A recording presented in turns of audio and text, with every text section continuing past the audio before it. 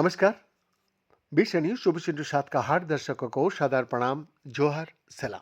दर्शक, चीन के रक्षा मंत्रालय ने देश की शीर्ष सेना नेतृत्व के खिलाफ बड़ी कार्रवाई किया है। मंत्रालय ने जनरल झांग योसिया पर जांच शुरू करने का ऐलान किया है और उन पर अनुशासन और कानून की गंभीर उल्लंघन के आरोप लगाया गया है।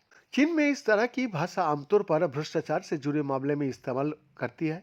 हालांकि अभी आरोपों का पूरा ब्यौरा नहीं सामने आया।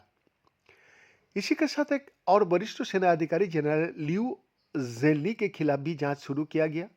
ये कार्रवाई ऐसा वक्त हुआ है जब पिछले साल अक्टूबर में चीनी कम्युनिस्ट पार्टी ने सेना के 9 बड़े जनरलों को सस्पेंड कर दिया था।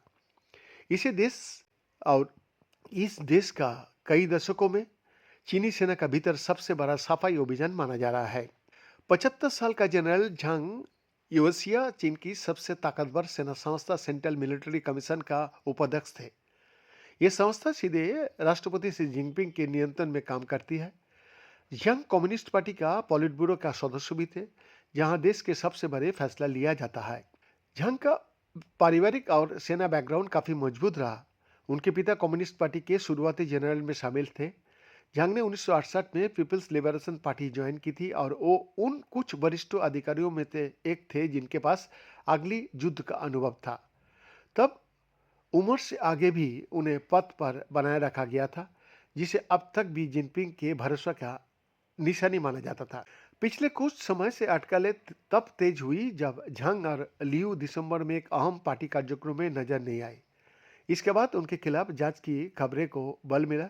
राष्ट्रपति शी जिनपिंग का सत्ता में आने के बाद से चीन में बड़े स्तर पर भ्रष्टाचार के खिलाफ अभियान चल रहा है, जिसमें हाल के वर्षों में सेना पर खास ध्यान देने यानी कि जिससे हाल के वर्षों में सेना पर खास ध्यान दिया गया।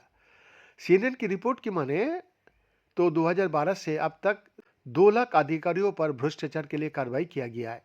शी जिनपिंग का कहना है कि भ्रष्टाचार पार्टी के लिए सबसे बड़ा खतरा है।